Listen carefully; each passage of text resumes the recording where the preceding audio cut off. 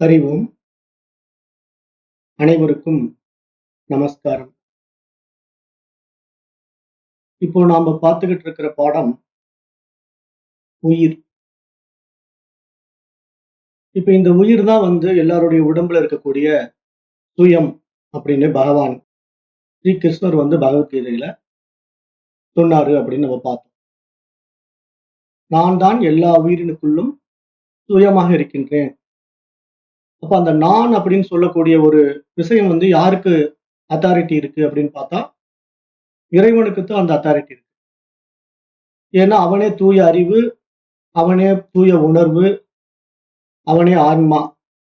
அப்போ அப்படி இருக்கக்கூடிய அந்த இறைவன் தான் தன்னை நான் என்று அபிமானிக்க முடியுமே தவிர, நாம் இந்த உடம்பு வந்துட்டதுனால, இந்த மனம் வளர்ந்து விட்டதுனால நாம் நம்மை நான் என்று அபிமானிக்கக்கூடிய ஒரு அவல நிலையை தான் நாம் இப்ப பார்க்கிறோம். எல்லாரிடத்திலும் இருக்கக்கூடிய ஒரு அவல நிலை என்ன அப்படின்னா, இந்த உடலை நான் என்று அபிமானிப்பது. அப்புறம் ஏற்றி வைத்துக் கொண்ட எண்ணங்களினுடைய அடிப்படையில நான் இன்னார் இப்படிப்பட்டவன், இந்த ஜாதிக்காரன் அப்படின்னு அபிமானிக்கிறது. அப்ப இதெல்லாம் நம்முடைய புற அறிவினால உண்டாக்கப்பட்ட விஷய சுகங்களா தான் பார்க்கிறோமே தவிர, நம்மிடத்தில் இருக்கின்ற அக அறிவாகிய ஆத்மா, அந்த உணர்வு, நான் என்று அபிமானிப்பதற்கான வாய்ப்பை நம்ம கொடுக்கறது இல்லைங்கிறதா இங்க சாஸ்திரம் சொல்ல வர்ற சாரம். அப்ப அதுதான் இருக்கு, அது மட்டும்தான் இருக்கு, அதுவே இருப்பு, அதுவே ஆன்மா, அதுவே உயிர் என்று நம்ம பார்க்கிறோம்.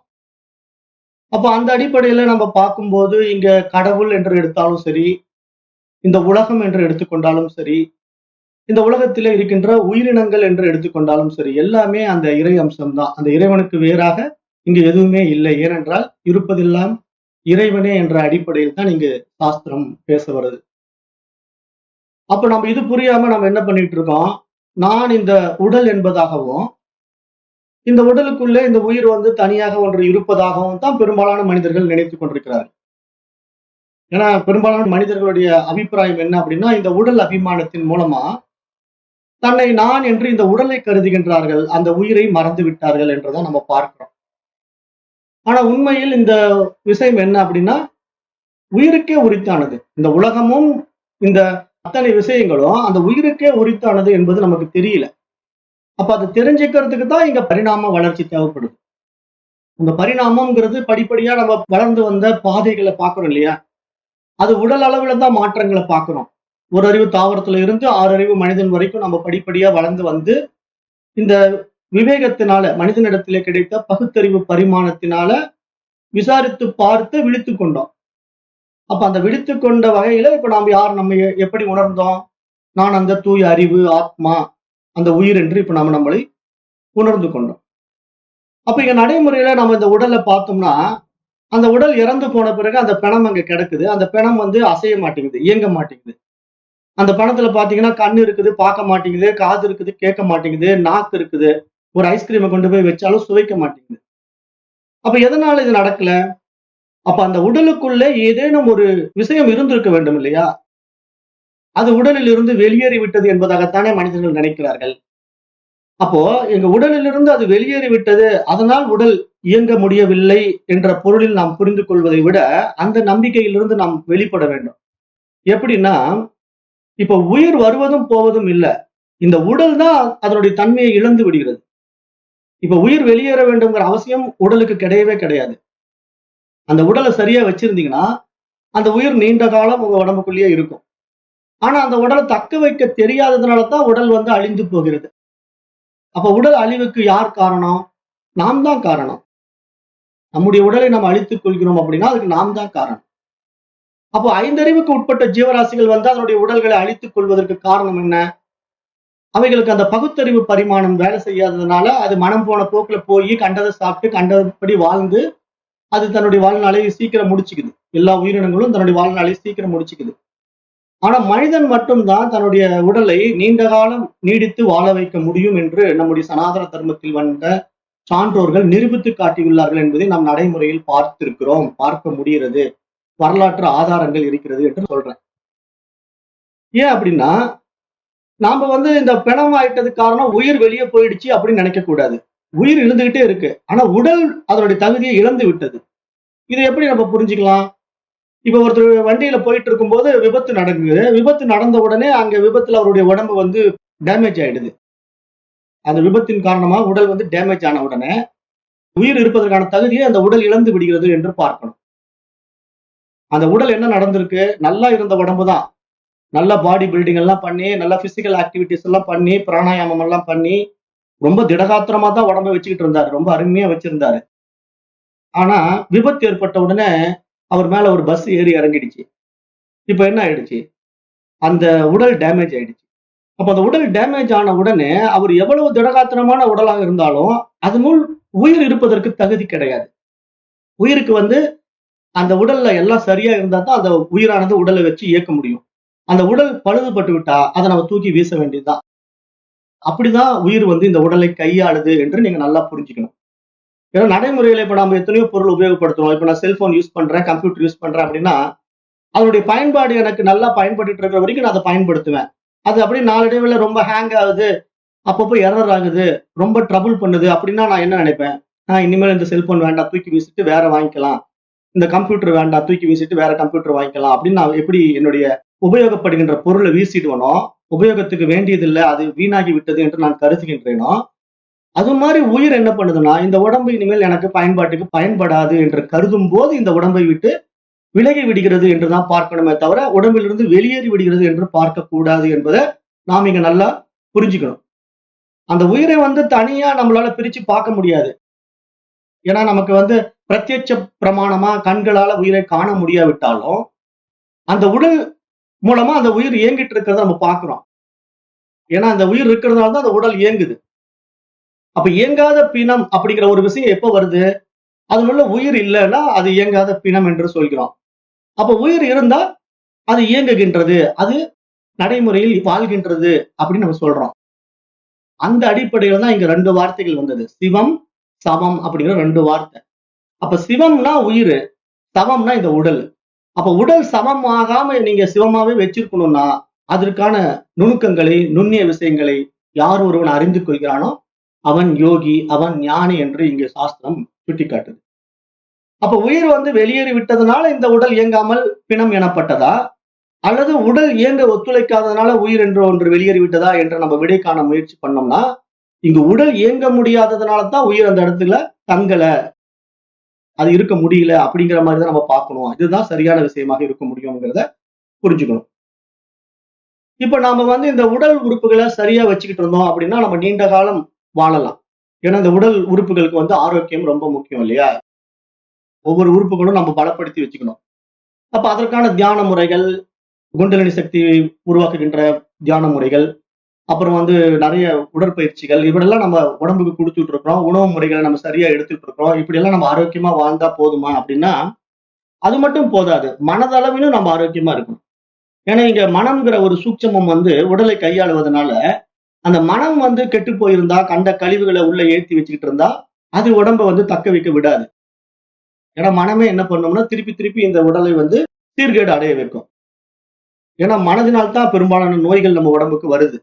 ஒரு விஷயத்த நினைச்சு கவலைப்படுறது, அப்புறம் அத பெருசு பண்ணிக்கிறது, மனதுல போட்டு பெருசு பண்ணிக்கிறது. அப்புறம் நம்ம சொந்த பந்தங்கள் கிட்ட போய் சிக்கிக்கிறது. இதெல்லாம் வந்து மன உளைச்சல உண்டு பண்ணி, மனநோயா மாற்றி, அது உடல் நோயாக மாறி தான் இந்த உடல் வந்து தன்னுடைய இயக்கத்தை முடித்துக் கொள்கிறது. இயங்க முடியாமல் தடுமாறுகிறது, ஹேங் ஆவுது, எரர் ஆவுது அப்படின்னு நம்ம பாஷையில புரிஞ்சுக்கலாம். ஏன்னா நம்ம வந்து அப்படி சொன்னா புரிய மாட்டேங்குது இல்லையா? இப்பதான் மாடர்ன் லாங்குவேஜ்ல எரர், ஹேங் அப்படின்னா தான் எல்லாம் புரியும். அப்போ இதனால உடம்பு ஹேங் ஆகுது, எரர் ஆகுதுன்னா, அப்புறம் உடம்பு போகத்தானே செய்யும். அப்போ நம்ம என்ன பண்ணணும்? உடம்ப சரியா பராமரிக்க தெரியணும். அது பராமரிக்க தெரியல. ஆனா நம்முடைய மூதாதையர்கள் எல்லாம் நீண்ட நெடுங்காலம் வாழ்ந்திருக்கிறார்கள். 120 ஆண்டுகளுக்கு மேல வாழ்ந்திருக்கிறார்கள். அவர்கள் உடலை விட்டு உயிர் வெளியேறுவதற்கான வாய்ப்பே இல்லாமல் வாழ்ந்திருக்கிறார்கள். அவர்களுடைய உடலானது தளர்ச்சி அடைஞ்சு, அவங்க எப்ப வந்து நடக்க முடியாம படுத்த படுக்கையா பெட்ல கிடக்குறாங்களோ, அப்ப பார்ப்பாங்க. வயசு 120, 130 அப்படின்ற வயசெல்லாம் இருக்கும். அப்ப என்ன பண்ணுவாங்கன்னா, அந்த காலத்துல அவங்கள எடுத்துட்டு கொண்டு போய் முதுமக்கள் தாழின்னு சொல்லுவாங்க. முதுமக்கள் தாழின்னா ஒரு ஆள உள்ள நிக்க வைக்கிற அளவுக்கு ஒரு பெரிய பானை இருக்கும். அந்த பானைக்குள்ள அந்த வயதானவர தூக்கி உள்ள இறக்குவாங்க. இறக்கி அவர் வீட்டுக்கு பயன்பட மாட்டாரு. ஏன்னா அவர் உயிரோட தான் இருக்காரு. ஆனா உபயோகம் இல்ல. காரணம் என்ன? படுத்து படுத்து இருக்காரு. அவரால வேற எந்த செயலும் செய்ய முடியாது. அவர் வீட்டுக்கு ஒரு உபத்திரவமா இருக்காரு.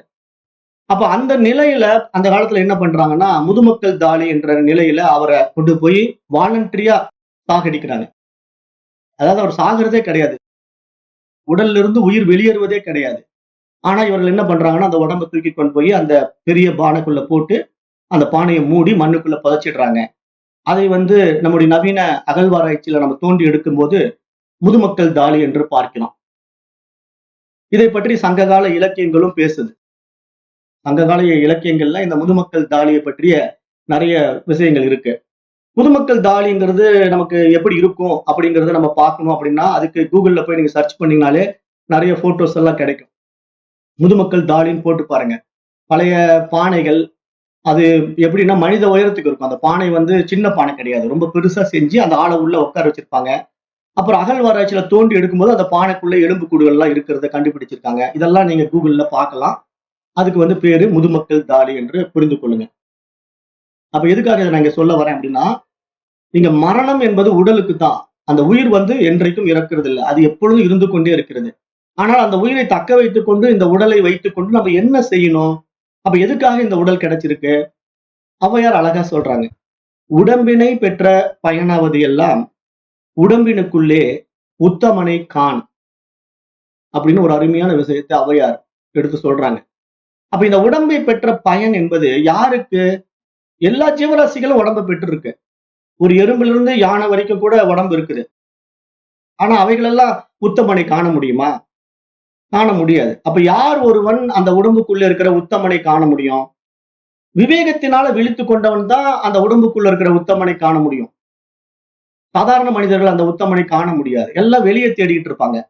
ஆனா உடம்புக்குள்ளதான் இறைவன் இருக்கின்றான் என்பதை எல்லா மகான்களும் சொல்றாங்க இல்லையா? இப்ப சைவ சித்தாந்தம் சிவபெருமானை மிக பிரம்மாண்டமா போற்றுது. அதற்கான ஆலயங்கள் வழிபாட்டுல இருக்குது. எத்தனையோ பேர் உழவார பணி செய்யறாங்க. கோயில் கோயிலா சுத்துறாங்க. ஆனா அவர்கள் தேடுகின்ற இறைவன் அங்க இல்ல. உள்ள இருக்கிறான். இதை யார் சொல்றா? நாவுக்கரசர் சொல்றார். அவருடைய சைவ சித்தாந்தத்துல வந்த ஞானிகள்ல நாவுக்கரசர் சொல்றாரு. தேடி கண்டு கொண்டேன் திருமாலோடு நான்முகனும் தேடி தேடனா தேவனை என்னுள்ளே தேடி கண்டு கொண்டேன் அப்படின்னு நாவுக்கரச பெருமான் பாடுறாருன்னா புரிய மாட்டேங்குது. இவங்கெல்லாம் தேவாரமும் திருவாசகமும் படிச்சுக்கிட்டு இருப்பாங்க. ஆனா பயன்பாட்டுக்கு வர மாட்டாங்க. ஏன்னா அவர்களை பொறுத்த வரைக்கும் அது மனப்பாட பகுதி. அவ்வளவுதான். அதாவது எனக்கு தேவாரம் பாட தெரியும், எனக்கு திருவாசகம் பாட தெரியும். ஆனா அதனுடைய பயன்பாடு தெரியாது. ஏன்னா மகான்கள் என்ன கருத்துரையை சொன்னார்கள் என்பதை நான் கேட்க மாட்டேன். ஆனா அந்த தேவாரம் பாடுவதனால எனக்கு என்ன பெருமை கிடைக்கும் என்று நான் பார்ப்பேன். அப்படிங்கிற மனிதர்களை தான் நம்ம இன்றைக்கு பார்க்கிறோம். ஏன்னா இன்றைய பெரும்பாலான மனிதர்கள் மகான்களுடைய ஆழமான விஷயங்களை உள்வாங்கி அதனுடைய உண்மைத்தன்மையை உணர்வதற்கு தயாரா இல்லை. காரணம் என்ன? அறிவு வளரல. அந்த பகுத்தறிவு பரிமாணத்துல மனிதர்கள் தன்னை தான் உணர்கின்ற நிலைக்கு உயரவே இல்லை. ஒரு பகட்டுக்காகவும் ஒரு பதவிக்காகவும் ஒரு படோகாரம் சொல்றோம் இல்லையா, படோபாகரத்துக்காகவும் தான் வாழ்றாங்களே தவிர உண்மையா இறைவனை தேடுபவர்கள் கோடியில் ஒருவன் தான் என்றுதான் சாஸ்திரம் மீண்டும் மீண்டும் வலியுறுத்துது. அப்ப உண்மையா இறைவனை தேடுபவன் எங்கு தேட முடியாது. தன்னுள்ளே உணர்வதுதான் இங்க இறைத்தன்மை. தன்னுள் இறைவனை உணர்ந்து கொண்டா இங்க இருப்பதெல்லாம் இறைவன் என்று தெரியும். அப்ப எங்க போய் கோயில்ல போய் பார்த்தாதான் இறைவனா? இப்ப இன்னைக்கு சித்ரா பௌர்ணமினா கூட்டமா கோயிலுக்கு போறாங்க. அங்கதான் இறைவன் இருக்கானா? சித்ரா பௌர்ணமியினுடைய நோக்கம் என்ன? அந்த ஞானத்தினுடைய முழுமை யாருக்கு இருக்கிறதோ அவர்கள் அந்த இறைவனை தன்னுள் அனுபவமாக்குறது. இது அபிராமி அந்தாதியில பாடுறாரு இல்லையா? அபிராமி அந்தாதியில அபிராமி பட்டருடைய பாடல் என்ன? முழு நிலவாக அம்பாளை பார்க்கிறாரு. அப்ப அந்த அமாவாசை நாள்ல முழு நிலவை கொண்டு வராரு. அந்த முழு நிலவை எப்படி கொண்டு வந்தாரு? இது கதை இல்ல. அந்த அறிவால் இறைவனை தன்னுள் உணர்ந்து விட்டா அவருக்குள்ள கருத்துருவாகவே இறைவன் காணப்படுவான். இறைவன் வெளி இல்ல, தன்னுள் இருக்கிறான். இது மாதிரி புரிந்து கொள்ளுகின்ற அந்த நிலைக்கு மனிதன் உயர்வதற்கு தான் அவனுக்கு இந்த பகுத்தறிவு பரிமாணம் வளர்ந்து வந்திருப்பதாக நாம் மனித உடலை பார்க்கிறோம் என்று புரிந்து கொள்ள வேண்டும் என்று சொல்றேன். மேலும் திருமந்திரம் ஒரு பாடல் சொல்லுது, இந்த மனித உடல் இருக்கின்ற புலன்களை பத்தி. ஐவருக்கு ஒரு செய் விளைந்து கிடந்தது, ஐவரும் அச்செய்யை காத்து வருவார்கள். ஐவர்க்கு நாயகன் ஓலை வருதலால் ஐவரும் அச்செய்யை காவல் விட்டாரே அப்படின்னு ஒரு திருமந்திர பாடல் இருக்கு. இங்க ஐவர் அப்படிங்கிறது என்னன்னா 5 புலன்கள். இத கதை மாதிரி சொல்றாரு. எப்படின்னா 5 பேர் இருந்தாங்க. 5 பேரும் ஒரு நிலத்தை குத்தகைக்கு எடுத்தாங்க. அந்த குத்தகைக்கு உரிமையாளர்களாக தற்காலிகமாக மாறினார்கள். அப்போ அந்த நிலம் அவர்களுக்கு அந்த குத்தகை காலம் வரைக்கும் அவர்களுடைய பூமி, அவர்களுடைய நிலம். அப்ப அவர்களுடைய நிலத்தை வைத்துக் கொண்டு அதை உழுது பராமரித்து பேணி காத்து வந்தார்கள். அந்த நிலத்திலே இருந்து பல போகங்களை எடுத்தார்கள். நெல்மணிகள், கோதுமைகள் என்று பல தானியங்களை பயிரிட்டு பல்வேறு தேவைகளை பூமியை பொன் விளையும் பூமியாக மாற்றி அதை பயன்படுத்தி வாழ்ந்தார்கள். ஆனால் அவர்களுடைய குத்தகை காலம் முடிந்து விட்டது. ஆக அந்த நிலத்துக்கு உரிமையாளன் வந்தான்.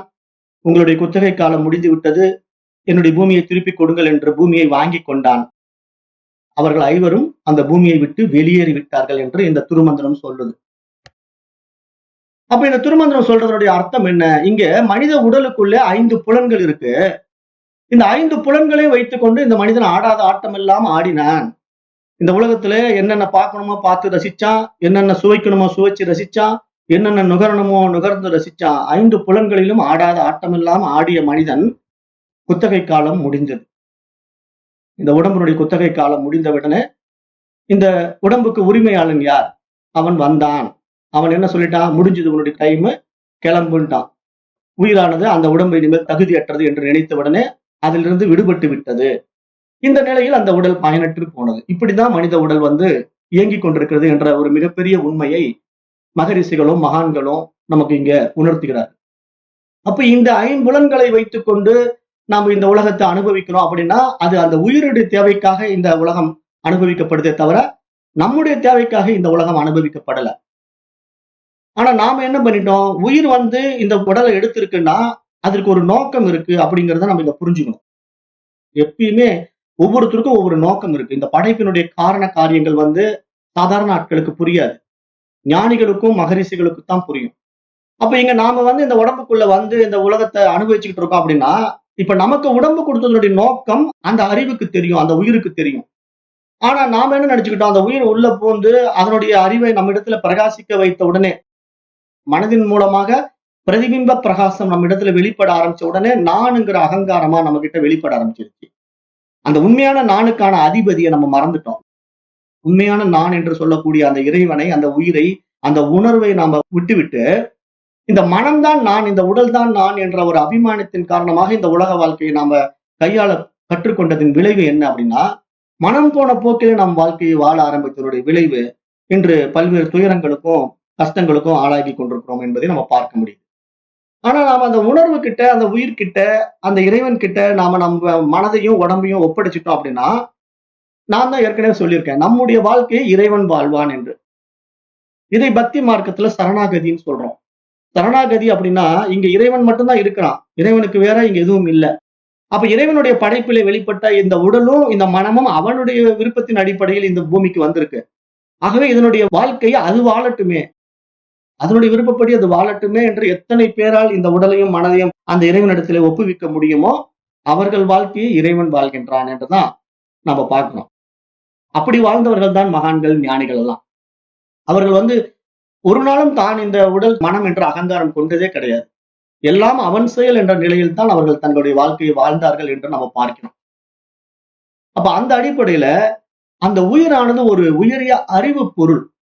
அது ஏதோ மேஜை நாற்காலி போல எதுவுமே தெரியாத ஒரு ஜடப்பொருள் இல்லை. அந்த ஜடப்பொருள் மாதிரி நம்ம உயிரை நினைச்சுக்க கூடாது. ஏன்னா அறிவியல் அறிஞர்கள் என்ன சொல்றாங்க? ஒரு ஜடத்திலிருந்து உயிர் வந்ததுங்கிறான். ஒரு முட்டாள்தனமான ஒரு வெளிப்பாடை அறிவியல் அறிஞர்கள் வெளிப்படுத்தினார்கள். ஆனால் உயிரானது ஒரு மிக உயரிய அறிவு பொருள். அது எதையும் அறியக்கூடிய மிகப்பெரிய ஒரு பேரறிவு. அப்படிப்பட்ட அறிவை அறிவிக்க அறியும் அறிவாக அதுவே இருக்கிறது. அனைத்தையும் அறியும் அறிவாகவும் அந்த அறிவே இருப்பதினால அது தன்னையே அறிவிக்கின்ற நிலையில தன்னை வெளிப்படுத்துவதற்கான ஒரு உடலை உண்டாக்குவதுதான் இந்த மனித உடல். அப்ப இந்த மனித உடல்ல மட்டும்தான் அது தன்னை வெளிப்படுத்தி காட்ட முடியும். இத நம்ம நடைமுறையில் எப்படி பார்க்கிறோம்னா, திருவருட்பயன் என்று ஒரு பாடல் இருக்கு. சைவ சித்தாந்தத்துல உமாபதி சிவம் என்ன சொல்றாருன்னா, பொறியின்றி ஒன்றும் புணராத புந்திக்கு அறிவு என்ற பெயர் நன்று அற அப்படின்னு ஒரு பாடல் இருக்கு. திருவருட்பயனுடைய 15வது பாடல். அந்த வரியை எடுத்து சொல்றேன். அதாவது உழுகின்ற நிலத்துக்கு எப்படி உழுபவன் தேவை என்பது போல, உழுகிறவன் கைவிட்ட நிலம் கரம்பையாய் போவது போல, அதாவது பயன்படாமல் போவது போல, இங்கு இறைவன் இந்த உடலை வைத்து வாழ விரும்புகிறான். இந்த உடலையும் புலன்களையும் கொண்டு இறைவன் வாழ விரும்புகிறான். ஆனா நாம என்ன பண்றோம்? இந்த உடம்பை இறைவன் கிட்ட ஒப்படைக்கிறது இல்ல. இந்த உயிரை, இந்த உணர்வை இறைவன் தான் என்று நம்புவதில்லை. ஏன்னா நாம நம்முடைய அகங்காரத்துல வாழ்ற வாழ்க்கையில பயனற்றதாக போயிடுறது. ஒரு விவசாயினால கைவிட்டப்பட்ட நிலம் எப்படி இருக்கும்? கரம்பையாக போவது போல. அந்த காலத்துல கரம்பைங்கிற வார்த்தை ஒரு களை செடிகள் எல்லாம் விளைகின்ற ஒரு வீணான விளைநிலம். விளைநிலம் பராமரிக்கப்படல, ஏர் உழப்படல அப்படின்னா அந்த நிலம் எப்படி இருக்கும்? கண்ட செடி கொடிகள் வளர்ந்து கேட்பாரிட்டு கிடக்கும் இல்லையா? அது மாதிரி மனிதன் தன்னுடைய வாழ்க்கையை மாற்றிக்கொள்கிறான் என்பதையாக ஒரு பாடல் திருவருட்பயன்ல இங்க உமாபதி சிவம் பாடுறார். அப்ப உயிரின் இயல்பு அப்படின்னு பார்த்தா அது அறிவதுதான் என்று மகான்கள் சொல்கிறார்கள். உயிரினுடைய இயல்பு என்னன்னா அது ஒரு அறிவு. அது எல்லாவற்றையும் அறியும் அறிவு. அப்ப உயிருக்கு பெயரே இங்க அறிவு தான். அதுதான் இங்க சித்து என்று சொல்றோம். சத்து, சித்து, ஆனந்தம் அப்படிங்கிற வார்த்தையில சத்து என்ற இருப்பு இங்க சித்தாக வெளிப்பட்டு இந்த உலகத்தை அனுபவமாக்குது. ஏன்னா அது இருப்பா இருக்கிற வரைக்கும் அது நிர்குணத்துல இருக்கு, அது தவத்துல இருக்கு. தன்னையே தான் உணர முடியாத நிலையில அது நிர்விகல்ப சமாதியில் இருக்கு. அப்ப நிர்விகல்ப சமாதியில் இருக்கின்ற அந்த நிர்குண ஸ்வரூபமாகிய இறைவன் தன்னை அனுபவப்படுத்தி பார்ப்பதற்காக சர்க்குண ஸ்வரூபத்திலே வெளிப்படுகின்றதுதான் இங்க சித்து, அறிவு, உயிர், ஆன்மா அப்படின்னு பல பெயர்கள் நம்ம சொல்லி அழைக்கிறோம். அப்ப இந்த விஷயம் எதற்காக அதுக்கு தேவைப்படுதுன்னா, இந்த 5 பொருள்களினுடைய துணை இல்லாமல், 5 பொறிகள் என்றால் 5 புலன்கள், நம்ம இடத்துல இருக்கின்ற 5 புலன்களுடைய துணை இல்லாமல் எந்த ஒன்றையும் அதனால் அறிய முடியாது என்பதனால அது என்ன பண்ணுதுன்னா இந்த உடம்பை வச்சு புலன்களின் வாயிலாக இந்த உலகத்தை அனுபவமாக்குகின்றது என்று நம்ம பார்க்கிறோம். அப்ப இந்த நிலையில இந்த அறிவு என்பது புலன்களினுடைய அடிப்படையில அறியக்கூடியதாக இருக்கு. அந்த புலன்களுக்கு அப்பாற்பட்டு மனிதனிடத்தில் இருக்கின்ற மனமானது பகுத்தறிவு பரிமாணத்திலே உயர்நிலைக்கு வந்து விட்டதனால அது இன்னும் பல விஷயங்களை தன்னையே தான் யார் என்று அறியக்கூடிய அளவுக்கு உயர்ந்து வெளிப்பட்டு காணப்படுகிறது என்றுதான் நாம் இங்க பார்க்கிறோம். அப்படிதான் இங்க உயிரானது இந்த உலகத்துக்கு உடல் எடுத்து உபயோகமான வாழ்க்கையை வாழ விரும்புது அப்படிங்கறத நம்ம பார்க்கிறோம். அப்ப நாம சாதாரணமா இந்த புலன் அறிவை வச்சுக்கிட்டு எல்லாத்தையும் கண்டுபிடிச்சிடலாமா அப்படின்னா அப்படியெல்லாம் கண்டுபிடிக்க முடியாது. இப்ப உதாரணத்துக்கு ஒரு சிறிய ஒரு கணக்கு எப்படி பார்க்கலாம் அப்படின்னா, இது நடைமுறையில் நம்ம பார்க்கிற விஷயங்கள் தான். இப்ப என்கிட்ட ஒரு 2 நெல்லிக்காய் இருக்கு. பெரிய நெல்லிக்காய் 2 வச்சிருக்கேன். அப்போ என்னுடைய ஃப்ரெண்டு என்ன பண்றாருன்னா, அவரு ஒரு 3 நெல்லிக்காய் கொண்டு என்கிட்ட கொடுத்து இதை நீங்க ஜூஸ் போட்டு சாப்பிடுங்க அப்படின்னு கொண்டு கொடுக்குறாரு. அப்ப இப்ப என்னிடத்துல எத்தனை இருக்கு? 5 நெல்லிக்காய் இருக்கு. இது ஒரு கணக்குல இப்ப என்னிடத்துல லைவா 2 வச்சிருந்தேன். என்னுடைய நண்பரும் லைவா ஒரு 3 நெல்லிக்காய் கொண்டு கொடுத்தாரு. அப்ப 5 நெல்லிக்காய் என்னுடைய அனுபவத்துக்குள்ள வந்துடுச்சு இல்லையா? அப்ப அனுபவத்துக்குள்ள வந்த உடனே நான் என்ன பண்றேன்? என்கிட்ட இருக்கிற 5 வச்சு நான் ஜூஸ் போட்டு சாப்பிடலாம். ஆனா இதுவே நீங்க கொஞ்சம் வேற முறையில மாற்றி ஒரு கணக்கு போட்டு பாருங்களேன். இப்ப என்னிடத்துல அதே 2 நெல்லிக்காய் இருக்குது. ஆனா எனக்கு நெல்லிக்காய் 2 வச்சுக்கிட்டு ஜூஸ் போட முடியல. அப்ப என்ன பண்றதுன்னு யோசிச்சுட்டு இருக்கும்போது ஒரு நண்பர் போன் பண்றாரு. இந்த மாதிரி நான் கடை வீதிக்கு போனேன். நெல்லிக்காய் ரொம்ப விலை மலிவா கிடைச்சது. 1 கிலோ வாங்கியிருக்கேன். உனக்கும் கொஞ்சம் கொண்டு வந்து தரேன் அப்படின்னு அவர் சொல்லும் போது, அப்ப அவர் கொண்டு வந்து கொடுக்கின்ற நெல்லிக்காய் 3ஓ 4ஓ எத்தனையோ 2 அதனோட நம்ம 3ஓ 4ஓ சேர்த்துனா இப்ப 3 சேர்த்துட்டோம்னா 5ஆக போகுது. அப்ப இத எந்த அடிப்படையில இப்ப நான் 5 இருக்கு என்கிட்ட அப்படின்னு நான் கணக்கு பார்க்க போறேன். ஒண்ணு புலன் அடிப்படையில என்கிட்ட இருக்கிறத பார்த்து 2 வச்சிருக்கேன். கருத்தின் ஆழத்துல ஒருவர் சொல்வதை கேட்டு என்னிடத்துல வரப்போகுது அப்படிங்கிற கருத்தின் அடிப்படையில நான் என்ன பண்றேன்? இன்னும் ஒரு 3 நெல்லிக்காய் வரும். வந்த பிறகு 5 வச்சு நான் ஜூஸ் போட்டு குடிக்கலாம் அப்படிங்கிற ஒரு அடிப்படையில நான் வரேன் இல்லையா? முடிவுக்கு வரேன் இல்லையா? அப்போ இந்த கணக்குப்படி நான் என்னிடத்துல 5 நெல்லிக்காய் இருக்குதுங்கிறத நம்புறேன். அது உண்மைதானே? அப்போ இந்த மாதிரியே இன்னொரு விஷயத்தை யோசனை பண்ணி பார்க்கலாம். இப்ப என்கிட்ட நெல்லிக்காயே இல்ல. அப்ப நான் அப்படி உட்கார்ந்து இருக்கும்போது நம்ம ஃப்ரெண்ட்ஸ் 2 பேர் வராங்க. நான் இந்த மாதிரி கடை வீதியில நெல்லிக்காய் கம்மியா கிடைச்சது நான் வாங்கினேன் 1 கிலோ. உனக்கு நான் நாளைக்கு கொண்டு வந்து தரேன்னு ஒரு ஃப்ரெண்டு சொல்லிட்டு இருக்கும்போது இன்னொரு ஃப்ரெண்ட் என்ன சொல்றாரு? அட நீ அங்கதான் வாங்கினியா? நானும் அங்கதான் வாங்கினேன். அப்ப நானும் கொஞ்சம் கொண்டு வந்து தரேன் உனக்கு அப்படின்னு சொல்றாரு. அப்போ இவர் ஒரு 2 கொடுக்குறாரு, அவர் ஒரு 3 கொடுக்குறாருன்னு நம்ம வச்சுக்கலாம் உதாரணத்துக்கு. அப்ப நாளைக்கு 5 நெல்லிக்காய் எனக்கு வரப்போறது அப்படிங்கறத என்னுடைய கருத்தியல்ல இருக்கு. ஆனா என்னுடைய புலன்களுடைய அடிப்படையில் 5 நெல்லிக்காய் கையில இல்ல இல்லையா? அப்ப இங்க என்ன புரிஞ்சுக்கணும்? கண்களால் பார்க்காமலேயே நம்ம கருத்தினால கணக்கிடுறோம் இல்லையா? அப்போ இந்த கருத்தினால கணக்கிடும் போது என்கிட்ட 5 இருக்குது 10 இருக்குதுங்கிறத நம்ம எப்படி சொல்ல முடியும்? அந்த 2 3ங்கிறத எப்படி நம்மளால கூட்டி தெரிஞ்சுக்க முடியும்? அப்ப ஏற்கனவே நம்ம அந்த பொருளை நம்ம கைக்குள்ள வச்சு கணக்கு போட்டு பார்த்து இது 1 இது 2 இது 3 அப்படிங்கிற ஒரு அறிவியல் அடிப்படையில நம்ம கத்துக்கொண்ட கணிதவியல் அடிப்படையில 5 அப்படிங்கிற ஒரு இலக்கத்தை நம்மளால எப்படி உண்டாக்க முடியுதோ அது மாதிரி ரிஷிகள், மகரிஷிகள் அந்த கருத்தியலுடைய அடிப்படையில இந்த இறைவனை பற்றி நமக்கு இந்த உலகத்துல எடுத்து உபதேசிக்க வந்தாலும், அந்த அனுபவம் என்பது அவர்களுடைய அனுபவம் இல்ல. அந்த இறைவனுடைய அனுபவம். தன்னையே தான் அனுபவித்து தன்னை வெளிப்படுத்துவதற்காக ரிஷிகளின் மூலமா வெளிப்பட்டிருக்கான். அப்ப ரிஷிகளின் மூலமா வெளிப்பட்டு அந்த கருத்தியலை அவன் உலகத்துக்கு கொடுக்குறான். அதுதான் முதல் கருத்தியல் வாதம் என்று விஞ்ஞானிகள் பேசுறாங்க. ஏன்னா இங்க அறிவியல் என்ன சொல்லுது? பண்டைய ரிஷிகள் இறைவனை பிரம்மம், பரமன், வெட்ட வெளி அப்படின்னு சொல்றத முதல் கருத்தியல்வாதிகள் அப்படின்னு விஞ்ஞானிகள் சொல்றது எந்த அடிப்படையில சொல்றாங்க? அந்த கருத்தின் அடிப்படையில. நாம் எடுத்துக்கொண்ட கருத்தின் அடிப்படையில. அப்ப அந்த கருத்தை நான் ஒண்ணு சொல்லணும் அப்படின்னா, இப்ப என் மனசுக்குள்ள ஒரு 5 நெல்லிக்காயை என்னுடைய கருத்துல வரணும் அப்படின்னா, அந்த நெல்லிக்காயை பற்றி எனக்கு தெரிஞ்சிருக்கணும். அந்த நெல்லிக்காய் 5ங்கிற கணக்கு எனக்கு தெரியணும். இந்த நண்பர் 2 குடுக்குறாரு, அந்த நண்பர் 3 குடுக்குறாரு. இந்த 2யும் 3யும் கூட்டினா 5 அப்படிங்கிற கணக்கு எனக்கு தெரிஞ்சால்தான் நான் அதை கருத்தியலாக என்னுடைய மனதிலே வைத்துக்கொண்டு அதை நான் நடைமுறைப்படுத்த முடியும். அந்த நிலையில தான் இங்க இறைவன் என்பவன் ஒரு கருத்தியல் சார்ந்தவனாக இருக்கிறான். ஏன்னா நம்மிடத்திலே உள்ளத்திலே உணர்கின்றவனாக இருக்கின்றான். அது புலன்களால் அறியப்படக்கூடியவன் அல்ல. இறைவன் என்பவன் நாம் வெளியே தேடி அடையக்கூடிய ஒரு விஷயம் அல்ல. ஆக அந்த உயிர், அந்த உணர்வு, அந்த ஆன்மா என்பது நம்முள் உணரப்படக்கூடிய ஒரு விஷயம். அப்ப அந்த உணர்தலை நாம் எப்படி அனுபவம் ஆக்கணும் அப்படின்னா, நம்ம இன்னும் கொஞ்சம் ஆழமாக உள்நோக்கி போகணும். அதுதான் கடவுள் அப்படிங்கிற ஒரு வார்த்தையினுடைய உண்மையான அர்த்தம் என்ன? உள்ளே கடந்து போ. நீ உள் கடந்து போக போகத்தான் கடவுளை பார்க்க முடியும். நீ வெளியே போயிட்டே இருந்தா, புற விஷயங்கள்ல ஆர்வம் காட்டிக்கிட்டே இருந்தா எப்படி கடவுள் தெரிவாரு? என்றைக்கும் தெரியாது. கோயில் கோயிலா சுத்தினாலும் கடவுளை பார்க்க முடியாது. அந்த ஊர் டூரா போனாலும், இங்க இருந்து பத்ரிநாத், ரிஷிகேஷ் அப்படின்னு பல ஊர்களுக்கு போனாலும் கடவுள் தெரியாது. அங்க இருக்கிற சிலைகளை வழிபட்டு வரலாம், அவ்வளவுதான். ஆனா அப்படி வெளியே இல்லை இறைவன். நமக்குள்ள இருக்கிறான். நம்முள்ள கருத்தியலா, உணர்வா, உயிரா, ஆன்மாவா, அறிவா நம்மிடத்திலேயே இருக்கிறான் என்ற ஒரு ஆழமான விஷயத்தை இங்கு உணர்ந்து கொள்ள வேண்டும். அது புரியாமல் அந்த கருத்துருவான கடவுளுக்கு நாம் வடிவம் கொடுத்து அதை காட்சி உருவங்களாகவே பார்த்து கொண்டிருக்கிறோம். அப்ப நம்முடைய மனதிலே உண்டாக்கப்பட்ட ஒரு கருத்தை நம்ம வடிவத்துல கொண்டு வந்துடுறோம். அந்த வடிவத்துல கொண்டு வந்து அதை வெளிப்படுத்துறதுனால இப்படிதான் இறைவன் இருப்பான்ங்கிற ஒரு தவறான தீர்மானத்திலே மனிதர்களிடத்திலே ஏற்றி வைக்கப்பட்ட இந்த எண்ணங்கள் தான் இன்றைக்கு இவ்வளவு மனிதர்களை இப்படி அலங்கோலமா திரிய வச்சிருக்கு. ஏன்னா இவ்வளவு ஜனங்கள் கோயில் கோயிலா சுத்துறாங்க. எத்தனை வேண்டுதல்கள், எத்தனை பரிகாரங்கள், எத்தனை சமய சடங்குகள், சம்பிரதாயங்கள், அதுல வேறுபாடுகள், மனிதர்களுக்குள்ள வேற்றுமைகள். என்னுடைய கடவுள் பெருசு, உன்னுடைய கடவுள் பெருசு. சைவ சித்தாந்தம் சிவம் தான் பெருசுங்குது, வைணவ சித்தாந்தம் விஷ்ணு தான் பெருசுங்குது. அப்ப சிவம் பெருசா, விஷ்ணு பெருசான்னு சண்டை வேற. அப்ப அந்த சச்சரவுகள் என்ன ஆகுது? சமயம் கடந்து மதம் அளவுக்கு போகுது. அப்புறம் அல்லாஹ் பெருசா, இயேசு பெருசாங்கிற சண்டை வருது. அப்புறம் அது என்ன ஆகுது? மனிதனிடத்திலே காழ்ப்புணர்ச்சியை உண்டு பண்ணி ஒருத்தர் சண்டை போடுற நிலையில கொண்டு விட்டு இருக்கு. அப்ப இந்த விஞ்ஞான வளர்ச்சியினுடைய ஒரு பரிதாபகரமான நிலை என்ன அப்படின்னா, மனிதர்களுக்கு நன்மை செய்யக்கூடிய விஷயங்கள் இந்த விஞ்ஞான வளர்ச்சியில ஒரு 10% இருந்தா, மீதி 90% மனிதர்களை துன்பப்படுத்துவதாகத்தான் இருக்கிறது என்று நாம் நடைமுறையில பார்க்கிறோம். ஏன்னா இப்ப சமுதாயம் அப்படித்தானே போயிட்டு இருக்கு. விஞ்ஞான வளர்ச்சிகள் எல்லாம் பாருங்க. இப்ப 10% நம்ம இதே கம்ப்யூட்டரை, மொபைல் போனை யூஸ் பண்ணி இந்த நல்ல விஷயங்களை நம்ம கலந்துரையாடுறோம். இப்ப நம்ம எல்லாம் இந்த மொபைல் போனையும் கம்ப்யூட்டரை வச்சுக்கிட்டு என்ன பண்ணிட்டு இருக்கோம்?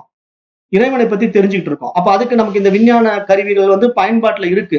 அதனால நம்ம இதை சந்தோஷமா பயன்படுத்துறோம். அப்ப 10% நம்மை போன்றவர்களுக்கு இந்த விஞ்ஞான உபயோகமான பொருட்கள் பயன்பாட்டில் இருக்கு.